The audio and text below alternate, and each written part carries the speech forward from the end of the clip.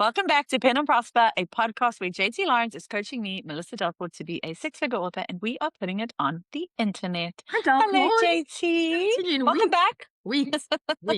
How are you? Welcome back from SBS. Thank you. Did you have a good time? I really did. It was super, super busy and completely full on. And let me tell you how many podcast listeners came up to me. It was amazing. I mean, you'd swear that we had like 1,000 followers on whatever, but we don't. But anyway, it felt like We'll get there. We'll get there. Oh, we are getting there, Delport. I wanted to tell you that we are doing well in our stats, but let's leave that for the good news episode that we will be filming. Yes, good news. This episode is such an exciting one because you have managed to get Tom Donnelly on the show. Yeah. And he's kindly agreed to do 2 episodes with us. Yes. So the first one is going to be on SuperDraft, which is the talk he gave in London. And I was really bummed to miss it. So I'm so chuffed that he's coming on today. And it's going to be really good. I heard so much positive feedback about it afterwards. And you'll see he's just such a fantastic guy. And yeah, really looking forward to that. And then the next episode will be about his Hollywood advice and experience. So that'll be in the week. It'll be shown in the week after this episode. Yes, fabulous. But before we get to Tom, obviously, our thank yous. We would like to thank Elise, our editor extraordinaire, for all the hard work that she does behind the scenes. We'd like to thank our paid subscribers for sticking with us. And of course, to Vellum, our official sponsor, Vellum, for the beautiful book formatting software that we could not live without. We do have a code if you would like to try Vellum and do the play before you pay. JT, what is our code? It is vellum.com/pen and prosper. And let me tell you that they were a vendor at the SBS conference, and I went to say hello, and Brad was there. So I met Brad for the first time.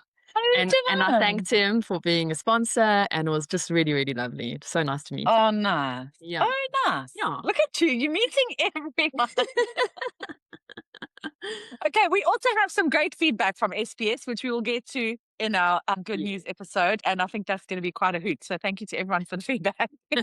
T.D. Donnelly is a Jersey boy transplanted out in Hollywood, where he's been a screenwriter for more than 25 years. In that time, he's written on projects that have grossed over $1 billion worldwide. He has adapted the classic works of writers such as Ray Bradbury, Clive Cussler, Stan Lee, and Robert E. Howard. He's worked on franchises from Voltron to Uncharted, and from Marvel's Doctor Strange to The Walking Dead. That's one of your favorites, Delport. Yes, and Marvel. Marvel, I'm a huge Marvel fan. Can you not see from all my Funkos? His feature credits include Sahara, starring Matthew McConaughey. Can you imagine working with Matthew McConaughey? Oh my God. And Kobo, I don't think I'd get much work done. I would just sit like this. You can find him early mornings, walking the beaches of Southern California and spending time with his wife, 2 mostly grown children, and 2 very demanding guinea pigs. He's got a free prequel to Year of the Rabbit available on his website, and he's on that Facebook thing more than he should be. So if anyone would like to check that out, his website is fantastic. It's tddonnelly.com. Yes, the website really is great. It's really great. Okay, let's go. Let's dive in. So we are welcoming Tom Donnelly, T.D. Donnelly, to the show today. We've already read your bio, Tom, and I already told everyone how amazing you are. I said that when I was stuck in between Ireland and New Zealand, you said, come to Singapore, we'll have a great time. You showed us around, you took us to restaurants, you took us for dodgy foot massages. You are just like the best person to know it in any part of the world. Did you tell the foot massage story? No, we can, though. You better not have. You bet. I didn't, I promise. Fine, whatever. That's between us. That's between us. What goes on tour stays on tour. And then, of course, if you want someone... It's going to come out now. I could tell already. It will. For our paid subscribers only. If you want someone to be like the fun leader, the person who's going to be organizing the karaoke, Tom's your man. He's definitely one of our favorite people in the industry. He's such a force of nature. He's always so positive and entertaining and wonderful and warm. And he's basically always the favorite person in the room, as we learned in our Ireland. Not today. So, not today. It's me. It's always Delport. It says sparkling. So, Mr. Donnelly, what do you have to say for yourself? I am speechless after that intro. That is like the sweetest, nicest It's intro. good. Huh? And I don't really know who I'm talking to, because normally, as Delport knows, and when she's not, with a camera in her face, JT could be, man, just rough woman. Yep. Knows you well. No, the feeling is the same going back the other way, JT. Every time I'm with you, I have a great time, including this last trip in London, SPS Live, and that boat party was It was so much fun. Good. I've never enjoyed karaoke that much before. It was amazing. It was really great. Okay, so Delport, do you have any questions before Tom dives into his speech about SuperDraft and what he spoke about at the London conference? Oh, Delport, Tom loves it when you teach him Afrikaans phrases, so feel free. Feel free. I already taught him the one about 2 flies, 1 clap. How funny. Old Ida. Boer maak 'n plan. Yes. Plan, yeah. Very good. Actually, this week, we were talking about Drukkus. You know Drukkus, that fighter. And he's got that catchphrase. And he's a South African fighter. And he's got that catchphrase. And it says, Hulle weet nie wat ons weet. And it's like so deep, because it basically means they don't know what we know. Wow. Okay. I'm gonna Why does every phrase in Afrikaans sound sinister? Why? Yeah. They all sound like veiled threats. That's definitely a veiled threat. It is, yeah. It's quite hardcore. I was like, I love that. I'm going to start using that one. Yeah, me too. Tom's going to use it too. He's very good at that. Absolutely.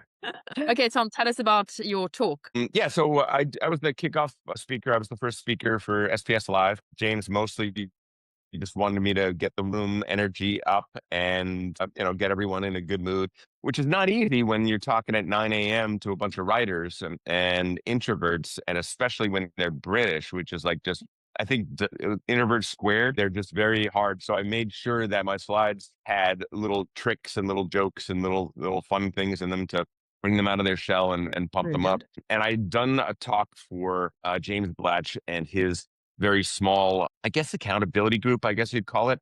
Sissy Mecca's also in there, Nate Van Coots, Avery, a whole bunch of people.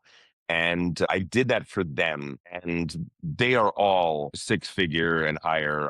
They're professionals. And so what SuperDraft is actually about is something pretty rare that we don't talk about a lot, which is the writing process. I'm going to share a little something. Those are the books on the writing process. Maybe a couple more, but that's about it. The Artist's Way, Julia Cameron, she talks about morning pages, very good stuff. Writing Down the Bones by Natalie Goldberg. If you don't know that book, you should get that book. That book is absolutely amazing.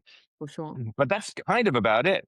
However, when we start talking about the craft of writing, there's so many books on the craft of writing. I mean, hundreds and hundreds. The craft of writing, the craft of writing, writer's craft, the emotional craft of fiction, mastering the craft of writing, the 8 crafts of writing. It goes on and on and on. And I wondered, why do we talk so much about craft and almost nothing about process? And process is something that has been kind of an obsession for me for 30 years now. You probably said in the intro that I've been a professional screenwriter for 30 years now. The only way that happens is I got very, very fortunate very, very early. I literally, in my mid-20s, wrote the very first feature-length screenplay I ever wrote. I had written a bunch of shorts and a bunch of short stories. And the first screenplay I wrote, the first feature-length one, ended up getting sold in a little bidding war. Whoa. And that is, it's ridiculous. It was tremendously fortunate. Listen, I worked like my ass off on that script and made sure that it was as good as I could get it. That said, looking back at it, it's not 100% embarrassing, but it's one of these things where it had a good concept. It had a great character. It was distillable down into a very good nugget. And I think that's what sold it. But that created a little problem going forward, which is I kind of made it into a level in Hollywood that I was not ready for. Yes. I was not, I was being asked to come in and pitch stories. And I didn't know how to pitch stories. I just had to figure it out. And in Hollywood, they let you know. They let you know when you're not up to snuff. when things aren't going so well. So it caused for me, when you're writing on your own, your mistakes could be private, right? No one has to see your early drafts. No one has to see any of that sort of stuff. All of my mistakes were suddenly very, very public. And that caused a tremendous amount of imposter syndrome and writer's block. And so for me, craft was something that I was learning, but I really had to learn a process that would let me keep writing, even with these doubts in my head, even with these worries and things like that. And that's what SuperDraft is really all about. Basically, if I wanted to break it down, it comes down to this. It comes down to the fact that writing is a very unique skill set. It's a very unique job. And when we look at productivity, there's tons of books on productivity. Very few actually port over directly to writing because it's very, very different. It's highly creative and creative in a way that the business world, who writes most of these books on productivity, it just can't get to. So I wanted to come up with a guide to, a wide variety of techniques we could use to write better, to write faster, and most importantly, to write now. Make sense? Yeah. Yeah. Oh, I'm excited. I'm excited. That energy's coming up. It's coming up. Exactly what I need. I'm glad to hear it. So basically, what I came to realize is that every human being on the planet has two voices in their head. We have the creator and we have the critic. Everybody knows what the critic sounds like, right? That is the ubiquitous one, right? The critic is loud, obnoxious. Mine sounds drunk half the time. No, it's JT. Very, The very critic annoying. is JT. And we all have it. We all have it. It's all there. But the creator is this quiet little voice that is whispering things in your ear and realize it. And the key is, for writing in particular, we need both. We need the critic voice and we need the creator voice. We just can't have them operating at the same time because they literally can't. Yeah. When the critic is working, when the critic is speaking, the creator is nowhere to be found. And so what I realized was, in those early days, it was all critic. And so I was just grinding away, turning out pages that I wasn't happy with. And guess what? With the critic alone, you can do a lot, right? But there are basically two ways our bad words, our bad writing gets better. And that is iteration and inspiration, right? Iteration is the work of writing, right? It's like doing draft after draft, figuring out, coming up with some of the best lines I've ever written in screenplays, the lines that people continually come up to say, "Oh my God, how did you write that? That was the best." And I'm like, "Oh, it just came to me one day." It didn't just come to me. No, that was my 10th draft. I spent weeks working on that scene to get it just right. That's iteration. That's the critic. That's what the critic is good at. It is saying, no, start again, try again, keep going, not quite, and getting to that point. But inspiration is a supremely important part of the writing process. And the revelations you can get from inspiration are things that no amount of iteration is ever going to get to.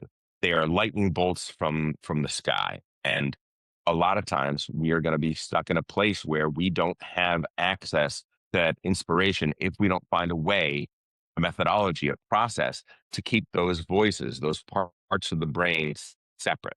Got it. It's in essence what we're talking about with SuperDraft.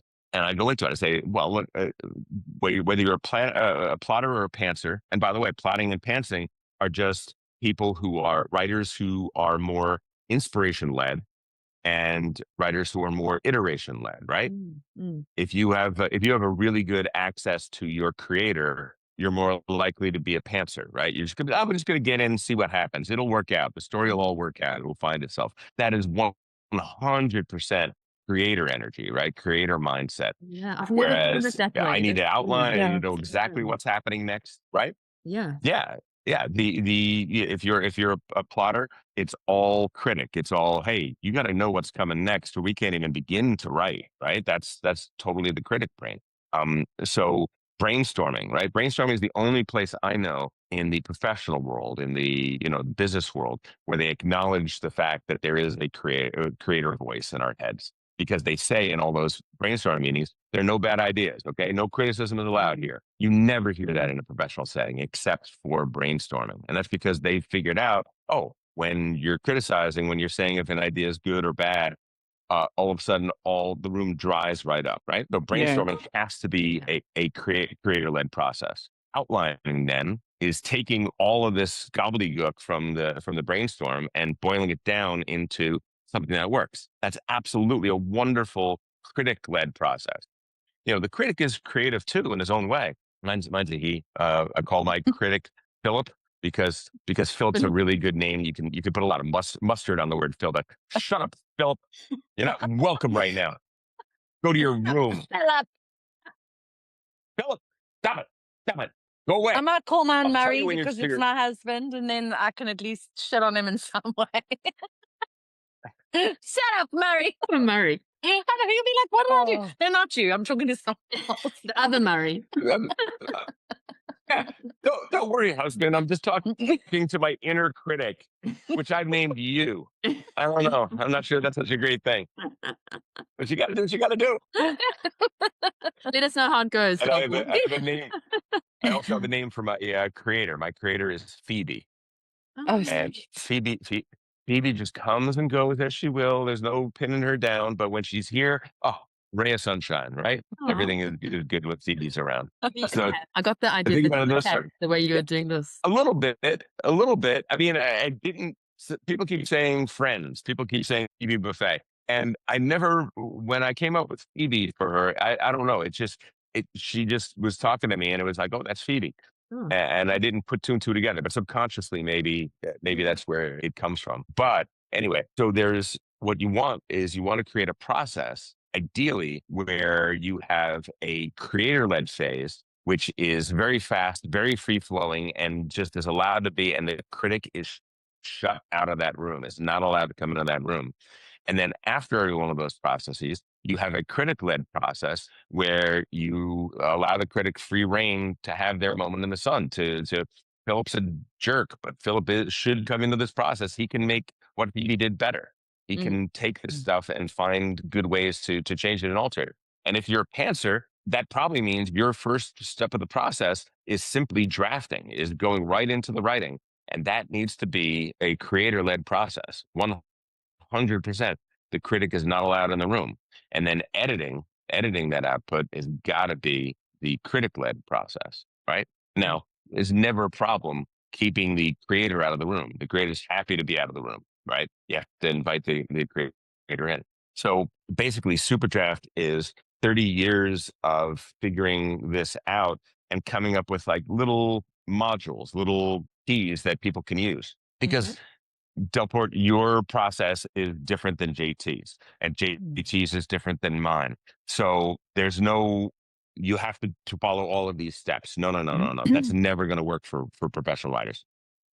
Instead, here are some truths that I found. Here are some ways we can deal with the problem that a lot of people tend to have. And you yourself, each time you start a new project, consider changing 5 to 10% of your process. Just a little bit, and see if adding one of these new things in, one of these new ways of thinking, one of these new practices might not be something that you're going to want to keep. And you'll know. And you do it for one book, maybe 2 books maximum. You'll know for sure whether or not this is something I want to incorporate in my process for good, or whether or not that was a good experiment, but it's not for me. Makes sense? Yeah, it makes a lot of sense. I would love to know how to silence my critic as I'm writing, because I'm such a slow writer. And I love it. I love writing slowly and thinking and making sure that I'm happy with every single punctuation mark. That's the way I've always written. I really love it. And I don't like writing sprints and that kind of thing for that reason. But at the same time, writing so slowly is really, it's such it's a handbrake on my career. So I'd like to know how to separate them. Interesting. Yeah. So you're a critic-led writer. You are absolutely 100%. Like you're grinding it out you're grinding it out with that iteration all the way through the process. But what's interesting, and I'm here to tell you, I'm the same. Okay. Yeah. Okay. But what's interesting is my first draft is my final draft. So I don't go back and with the critic's because you've eye. done it already. I've done it already. So that's quite nice about my process. And another thing is I'm not really a plotter. I have a decent idea of what's going to happen in the book and like the 12 important things that happen. But that's it. The rest is spontaneous, inspiration led. So yeah, Interesting. That is interesting. That's a bespoke process. That's a little different than most of the way I talk to people about the way they separate the process. But you're still identifying now which parts of your process are more critic led and which ones are more creator inspired, which is great. That's fantastic. I mean, I have found with people that are a little more like you, who have to fight the critic during the drafting process, fighting to get every single word down. It's a hard transition to try and free write, to try and really shut out the critic and say, I am going to write and I am not going to edit. I used to have to put a tack upside down with double stick tape on the backspace key so that I wouldn't go and correct anything that I was doing. I literally had to get to the point where, and it was so automatic, I would stab myself at least 3 or 4 times each writing session. My pinky was black and blue from doing it. And it taught me, oh, okay, no corrections now. I just did a typo. I'm going to leave it.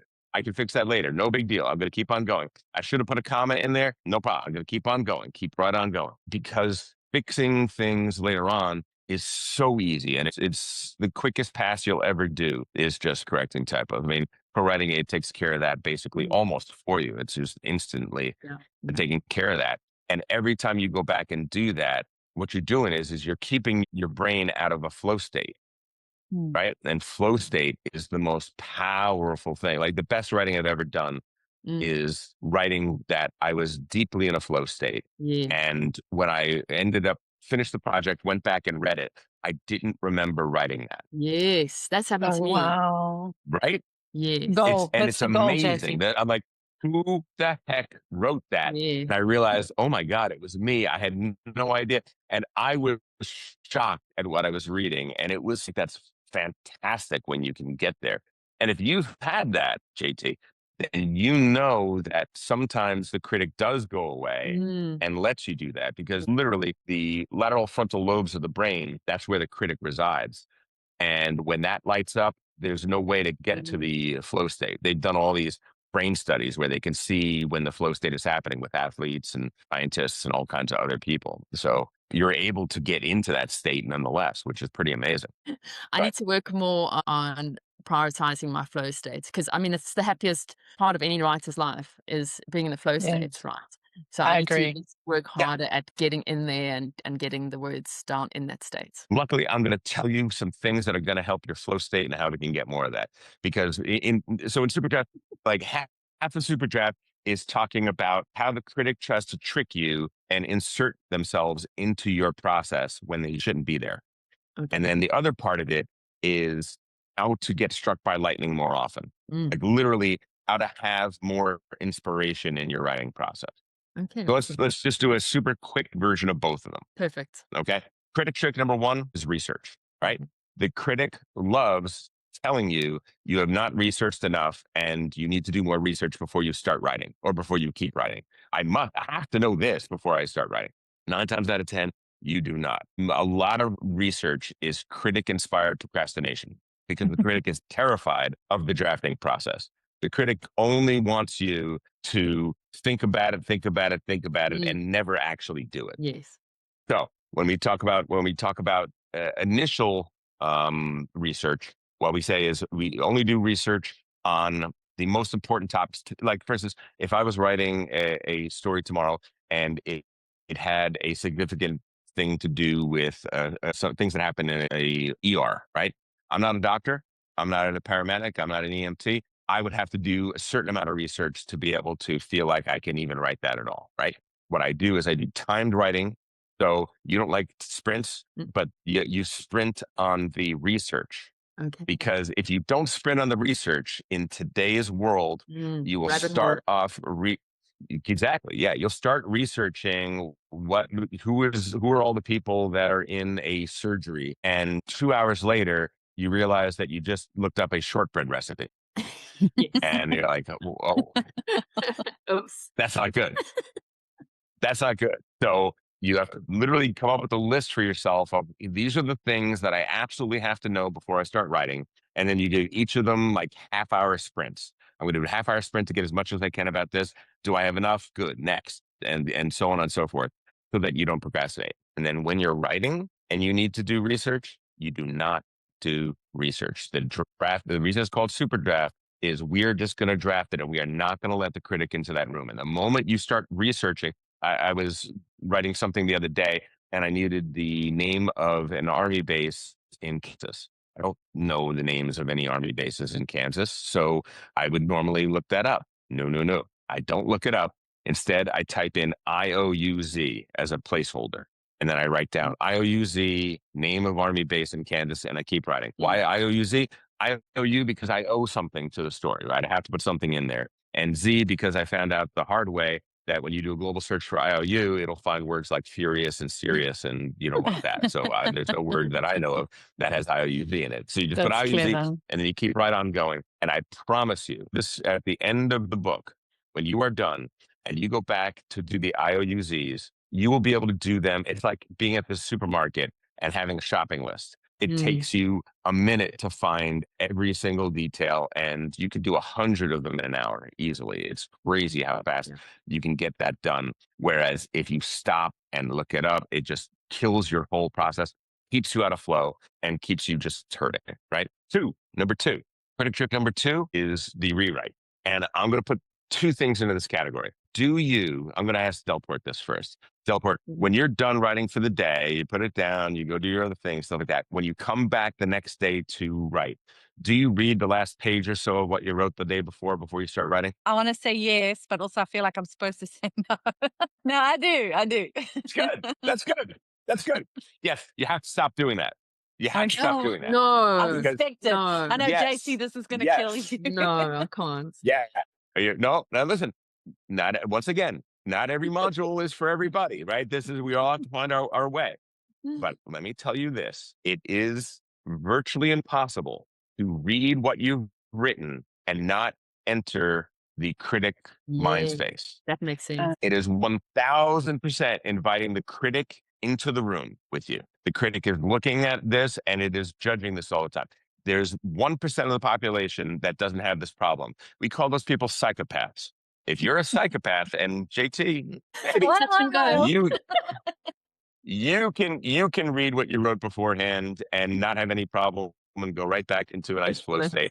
But if you read what you've written, you're in critic mode, and it's begging you to rewrite a little bit of what you wrote the day before, correct spelling, correct punctuation, correct all this sort of stuff.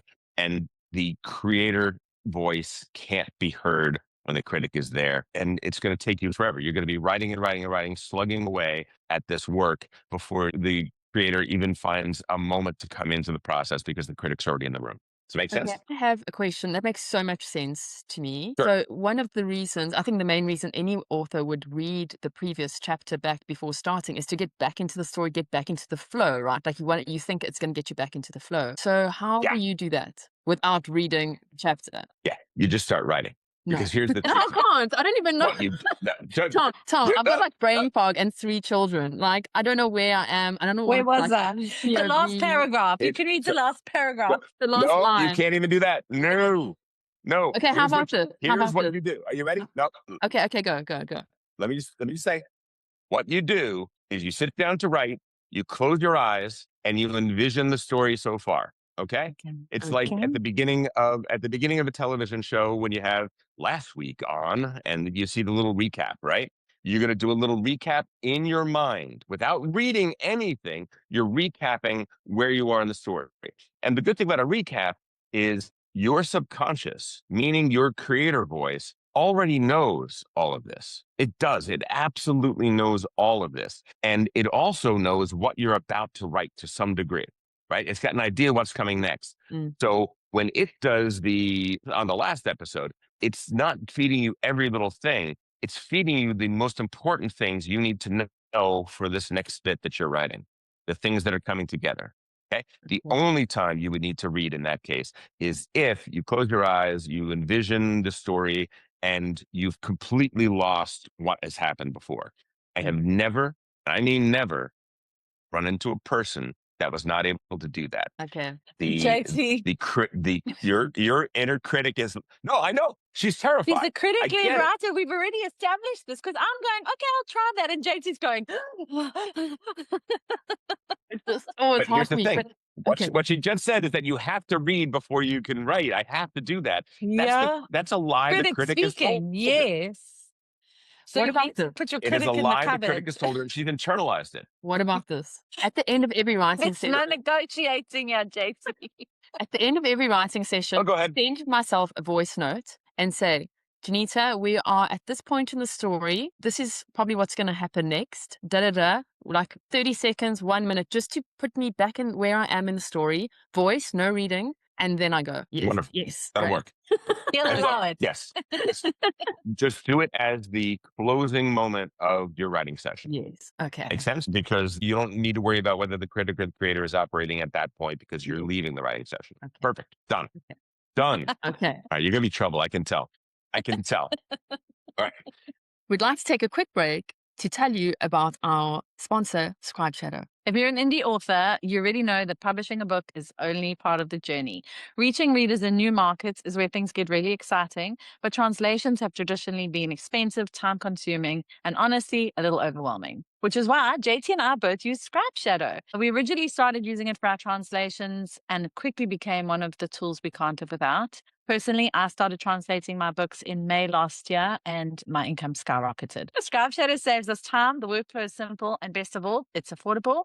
It's made book translations accessible for indie authors, and in just minutes, you can translate your novels into multiple languages with high quality results, which opens the door to exploring relationships with readers all around the world. What we really appreciate is that Scribe Shadow understands indie authors because it was built by people from the indie publishing space. This isn't a massive faceless corporation. It's a small family-run team that understands the realities of self-publishing, tight budgets, and wearing 20 different hats at once. They also offer things like cover creation, audiobook translation, and a straightforward credit system that keeps the whole process simple and affordable. Importantly, you always keep full rights to your work, and your books are never used to train AI. So if you've been thinking about expanding into foreign markets, or you just want tools that genuinely make your author business easier to run, check out Scribe Shadow.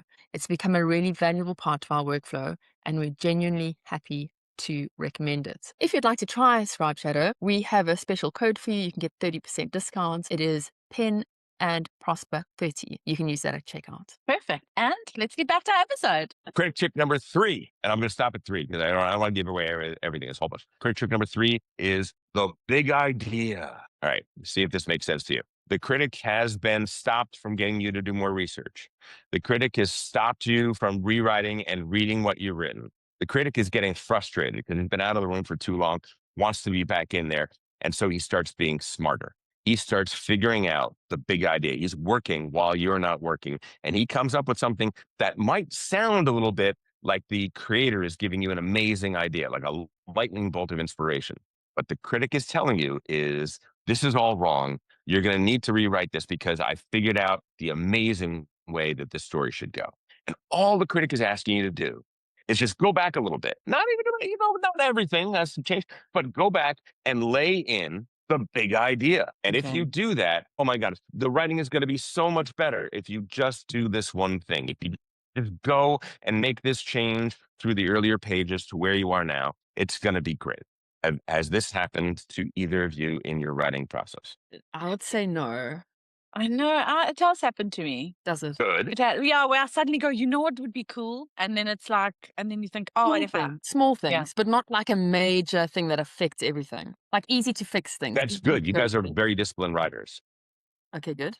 That is very good because you guys are very disciplined. For a lot of writers, they have that all the time. They will rewrite the first act of their story 3, 4, 5 times because of this lie. Right? You guys don't do that. That's great. No. That's great. But for a lot of people, this is a big problem. And the answer is, it's a lie. It's just a lie. It's the same lie that you're being told that you have to read the last before you can keep going with the flow. It's not true. The truth is that at the end of the entire manuscript, you're going to have a much better idea of what the actual big ideas are for the rewrite. If you're even doing a rewrite, I mean, JT, you have a rewrite free process. That might need to change if you adopt some different things, but it might be better. It might be better. But let's keep an open mind about that. Yes. I think my thing is it might be. You never know. You never know. I think my thing is I want to increase my productivity, and the flow state will definitely do that. That being said, I absolutely hate reading. So I'm very much like JT, like my first draft finish is normally my last draft, but because I hate reading my own work. So now I'm thinking if I do it this way, I don't hate I think we need reading to go my own deeper on stuff. that. No, but like once it's done, it's done. I don't want to go back in and read it again and add stuff. Like I don't want to do that. Like it's done. It's finished. Now I must go to edit and get out of my head. I got another story coming. But I think I just need to get over that. Because the flow state is more of a priority than listen, once again, everybody has got their own process. And what we're looking at is what's a way everybody can improve their process. And no two people are going to respond to the same takeaways, right?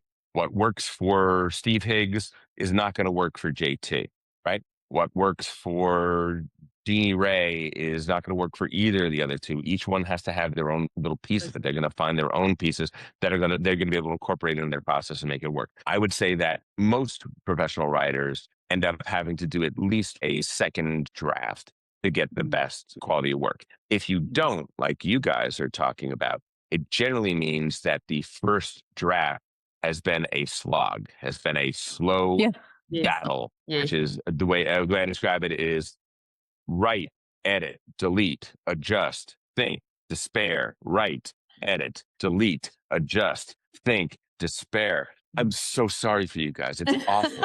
I've done it too. Even me. I'm exhausted just listening to that. I feel cooled off. I've done it too. I've been there. I'm telling you, there's a better way that if you can shift your gears into being just right, and then look at it all and do all of that edit, change, fix in one smooth pass. First of all, it's faster. Those two passes are a lot faster than the one pass that crawls your way through the story. And secondly, what I've found is that the writing is better because in that first path, you have these lightning bolt moments that you don't get when you're crawling. You don't get those lightning bolt moments in the same way and in the same intensity when you are constantly judging what you're writing as you're writing it. So you get these great little inspirations and epiphanies all throughout that first draft. And in the second draft, you're going to do that. Everything that you were doing in your first draft is going to be done in that second draft. So everything that isn't quite up to snuff is going to be improved and made better in that process. Sound good? Sound possible? I think I've just had two kind of light bulb moments because the first thing is no wonder I battle to dictate because my critic brain is just always interrupting me. And like, how can I dictate a manuscript? Like, that's not going to work because that means I'm just talking and not sitting there and editing every sentence because I want my sentences to be perfect. And the second thing, what I always think that I need to take my time with the manuscript because I need those lightning bolts. I need things to occur to me. I need that plot point to like, oh, that makes sense now. That's brilliant. And then you put that in and then and that changes the story slightly. And I'm worried that I'll miss out on that if I'm just speeding ahead on the first draft. But I think if you ignore the critic and you just do speed ahead, then you have more time to go back and say, oh, this plot point will actually be so much better. Like, you know your story better, you know the characters better. So the things that occur to me when I write slowly might occur to me in a better way or more intensely or more just like better ideas because I know the story in a deeper way. I'm wondering if this is going to be really good for me. Thank you, Tom. It might be. I hope that it is. Because if there's one thing we've learned from brain science, it's that when you are trying to get struck by lightning, when you're looking for those epiphanies, that's exactly when they dry up and they disappear on us, right? They come when we're not looking for them to come. So when you are writing in a flow state and you're writing quickly and you're not editing, you're not judging, you're not doing any of that sort of stuff, that is the absolute best situation for those lightning bolt moments to come. Okay. Let's talk about the creator let's talk gets about a little bit of freedom. Exactly. Creator absolutely has to have it. Okay. And the way we get more of that in our lives and in our writing, the way we get more inspiration tends to come down to something called liminality. You guys know the word liminal?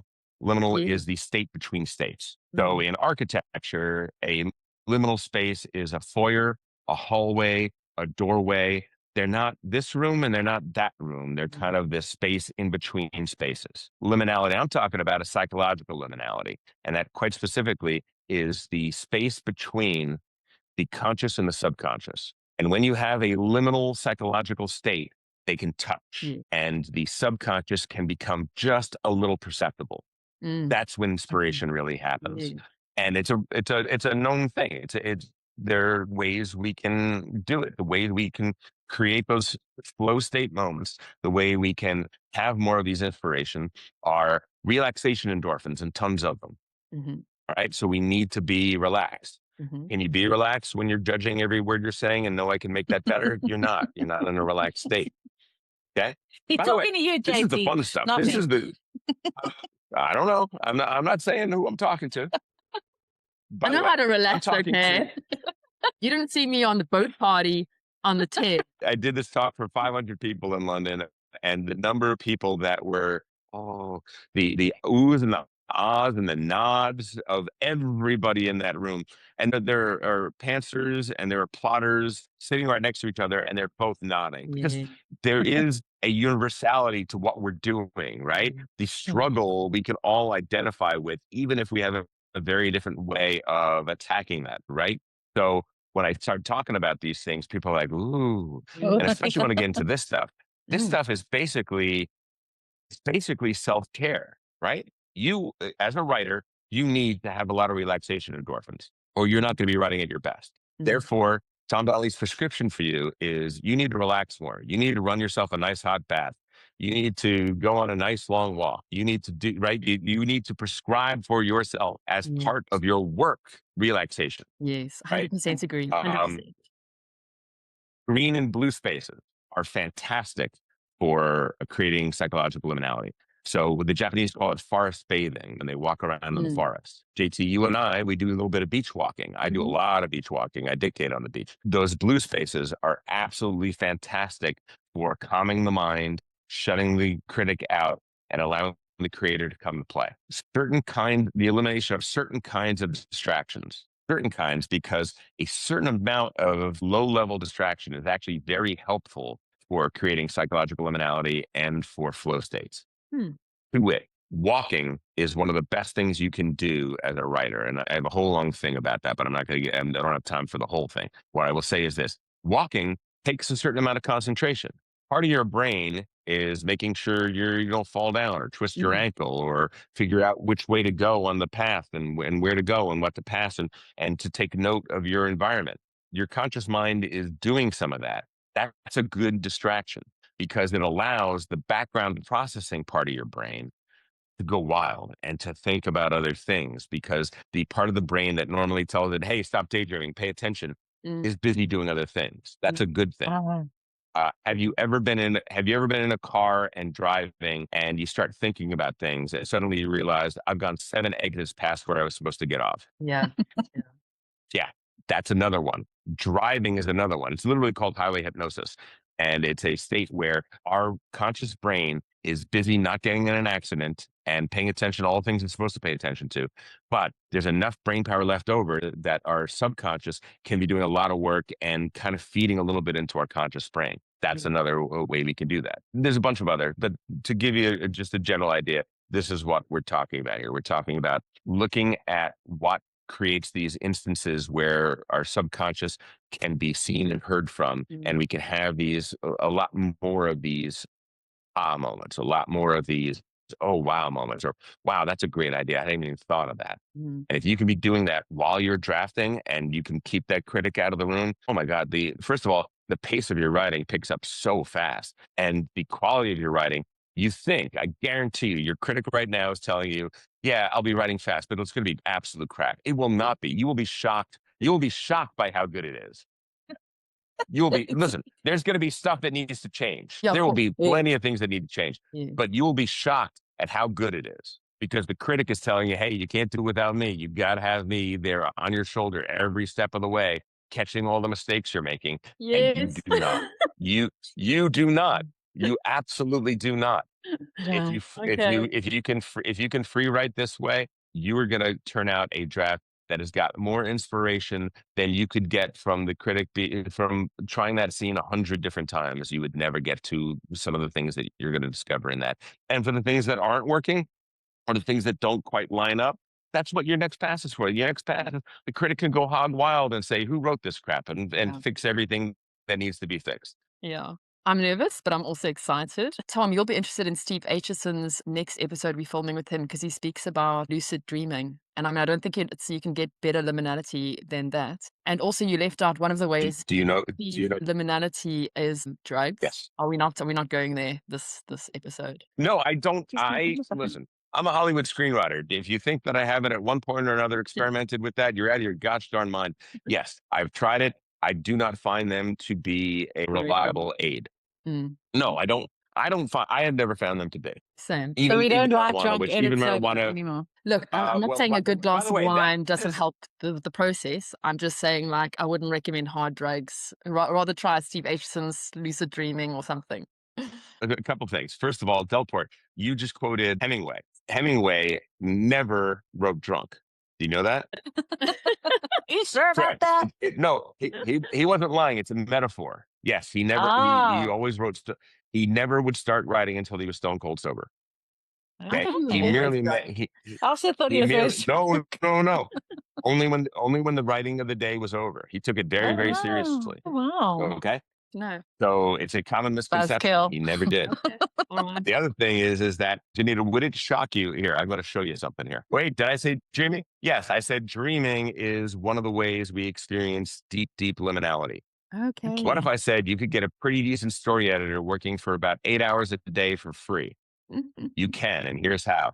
Keep a pad of paper and a pen by your bedside. On waking, write down everything you can remember from your dreams, and then watch what happens. Because what happens is if you normally don't remember your dreams and you start this, the very first thing you do on waking up, you start writing it down. You're literally programming your subconscious to remember your dreams. Okay. And very, very quickly, like within 1 week, you will remember most of the last dream you had in the night. We have a dream between 3 to 5 dreams per night. And they begin very, very simply and very snippety, and they become more and more complex as the night goes on. And you will eventually, if you keep doing this, you will remember more than just one dream. You'll remember 2 or 3 different dreams you had over the course of the night. No way. And then the next thing you have to do is manage your daily debris. Your daily debris is brain scientists figure out what we dream about. What we tend to dream about, a lot of things, but the main thing we dream about is the last things in the evening before we go to bed that we were thinking about, worrying about, obsessing over. So if you decide that for the last half hour before I go to sleep, I am thinking about my story. I'm thinking about what I'm going to write tomorrow. I'm thinking about the parts that I have no idea how to do that. Or I'm worried that this won't work out right. Or this character is giving me a little bit of trouble. Think about those things half hour before you go to sleep. Go to sleep. You will be shocked how often your dreams are literally working on the problem out. Like a developmental editor. You have a developmental editor in your brain. Isn't it amazing? That Steve and I are very much on the same page about a lot of things. We both do dictation, so we're hardcore. We're very similar in these things. So that's interesting, huh? Very interesting. I always think about my manuscript when I'm falling asleep. First of all, it's very good at putting me to sleep. That's probably a bad thing, but I really do like giving my brain something to work with. But I can never access my dreams. But I wanted to have this conversation with someone. I don't have any fun dreams. I don't have any good dreams. And I can't remember the last time I had a good dream. It's always me missing a flight, or I'm unprepared for something, or like I'm wearing the completely the inappropriate thing and everyone's judging me. And it's like things that I don't really, they're not my day-to-day life. I mean, how often do I catch a plane? Hardly ever. Like, do I care about what I wear? No, I always wear my little black uniform and I'm happy in it. So it's like bizarre stress dreams and never any good stuff. Why? Why, Tom? Because that's not actually what you dream about all the time. It's the only dreams that penetrate. Correct. Exactly right. Because the emotional state was so heightened when you woke up that the subconscious transferred over to the conscious, and you remember that dream. You remember the dreams of the most heightened emotional state. Okay. And there's nothing like worry, anxiety, and shame, those sorts of dreams. Those are the dreams we're going to remember because of that. You're not going to remember the happy, nice, interesting dream that that was kind of cool. Kind of a little bit, right? Not at all. I mean, a little bit of that is true. If you start this, just pad and paper, and when you wake up, before you do anything else, you write down everything you can remember about your dreams. And I promise you, the first day or two, you're going to write down, think I was in a seaside, or there was this brown bird that was loud. And like, that's the only thing you can remember. That's I fine. was naked That's in the fine. classroom. Delport lost her that's what it is. personality. In a Oh my few God. short days, you will start to remember longer and longer stretches of your dreams. And within a week or 2 weeks, you will remember full dreams. 100%. Oh. It's amazing how quickly it'll grow on you. And those are powerful states. Do you do this every day, Tom? I do this not every single day, but a lot of days, especially if I'm writing the next morning. Because what I do is I wake up. Here's a little fun fact about your critic. Most people's critics like to sleep in and go to bed early. Oh. So if you write at the edge of the day, if you write early in the morning or late at night, your critic is often asleep or at least muted. It is much harder for the critic to get up a full head of steam around the edges of the day. I can't believe that, because I used to write until like 2 a.m, like a crazy person, and my output was so much higher than it is now that I go to bed at a reasonable hour and wake up early. Like, it's crazy. Oh. All-nighters, hey? How many all-nighters? Yes. Yeah. I'm not saying do an all-nighter, but I am saying that if you write, like, I wake up at 6 a.m. and I walk on the beach and I dictate my story, and I will dictate around 4,000 words an hour. Wow. And I'll walk for 2 or 3 hours. I'll have 8 to 12,000 words done before it's even 9 a.m. That's amazing. And I go into the, right? And just out of interest, what do you use to take that and put it into? Is there a software or something that you use? Do you just do it into like a voice memo? Yeah. Okay. I will give you my tech stack right now. But first thing I want to say is that this actually has something to do with the daily debris at the end of the night.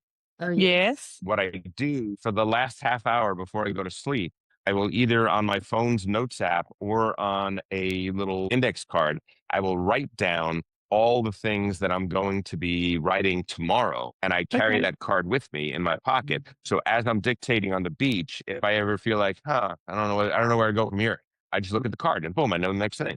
It does double duty. It helps format my dreams to help me. And it's the thing that I need the next morning in case I get lost or in case I need to. Now, that's a plotter thing. Pantsers probably won't need to do that, or that won't be very helpful to you, but it is something that I can do. Now, as to Delport's question, I just use my iPhone. I have a fantastic microphone that literally will magnetically attach to my shirt, or I have a little lanyard that I can use for it. Super small. It's got a little bit of noise canceling because I'm walking in the surf barefoot, and the waves can, mess up a recording a little bit. So a little bit of noise canceling helps with that. I just use the normal voice memos, the super basic voice memos that record it, and then download it on the computer. And I use a program called Mac Whisper. If you're on Mac, Mac Whisper is the cheapest thing you've ever seen. It is a $40 one-time purchase, no monthly subscription, no nothing. And it is constantly updating. So the Whisper model is the best transcription model that exists right now. There is a pay per month app called Super Whisper and Whisper Flow. Those are two different. They both use the exact same model as Mac Whisper, but Mac Whisper is just pay $40 and you have it for life. All three of those are absolutely fantastic. Does a great job of transcribing. I don't put in punctuation. It, for the most part, finds punctuation and puts it where it belongs. It doesn't always get the dialogue quotation marks and things like that, but that's okay, because then I have one more step, which takes about 1 more minute. I go into ChatGPT and I gave it a very specific prompt. And the prompt is, do not change a single word of this, but clean it up, figure out where the paragraph breaks are, put in the paragraph breaks, look for missing commas or dialogue, things like that. 1 minute later, it hasn't changed a single word, and yet my document looks ready for print. It's absolutely perfectly formatted and ready to go. So there you go. Thank you. Yeah, that's so helpful. Guys, we'll wrap up now on this episode. Tom, I can honestly say it's been one of my favorite episodes because I can tell that it's going to change something fundamental in my process that's going to make a big difference to me, because one of my biggest problems is I'm a bottleneck to my business. And I really think that this is going to help. You know, even if it increases my output by 10%, that will be incredible. And thank you. I'm so excited to try it and to try and divorce my creative from my critic, and I'm super amped. So thank you so much for coming on today. And I know we're still going to see you in the next episode, but if people want to buy your SuperDraft book, my first question is it going to be available in audiobook? And my second question is, where would you like people to buy it from? Right now, it is available for pre-order on Amazon. Okay. So SuperDraft is all one word, SuperDraft. And I use my full name for that. So Thomas Dean Donnelly is the author name for that. I didn't realize that. Available. Okay. Yeah, it's just TD Donnelly is what I write spy thrillers as. And this is really targeted at the writing community, which is a little different. So, you know, keep your also bots separate. Keep your also bots separate. So, you know, let the algo know who you're selling to. So I'm using that. Yeah, it should be out. The drop dead date is in September, but I think I'm going to have it out earlier than that. I think by the end of August, the book should be out. It will initially be in paperback and ebook. And when I have a spare moment, I think I'm going to be recording the audio myself. So look for the audiobook. Fabulous. Hopefully by Christmas. Wonderful. Okay, well, I can't wait for both of those. And I'm going to bring my copy for you to sign it the next time I see you. And then one last thing, for people interested in your fiction books, I've already told them your website is tddonnelly.com, but can you give us a quick 2-minute, tell us about your fiction books? Oh, happy to. Yeah, so been a screenwriter for 30 years. That is a brutal business where I write all of these projects that never end up getting made. And so only 15 people ever saw it. And yet it is so such good writing. The first book, Year of the Rabbit, came out of that. I started writing it, ended up having to abandon it because the industry was changing and they weren't interested in that. It is a modern day spy thriller, action heavy, very cinematic. Everybody keeps saying, if you want to see how Hollywood would write a fun action novel, check out Year of the Rabbit. It's the story of Malcolm Chaucer. Malcolm Chaucer is the world's greatest interrogator, and he's also a deeply broken man.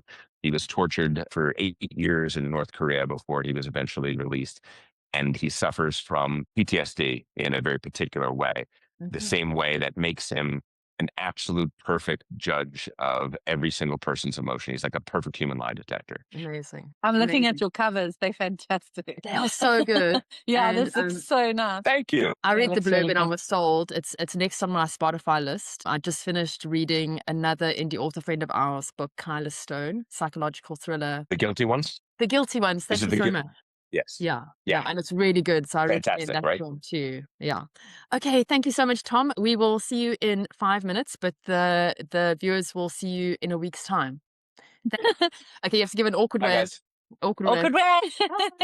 Bye, Tom. Before we go, we'd like to say a huge thank you to our paid sponsor, Vellum, the book formatting software that we could not live without. If you would like to try Vellum and let them know that we sent you, please visit tryvellum.com/pen and prosper.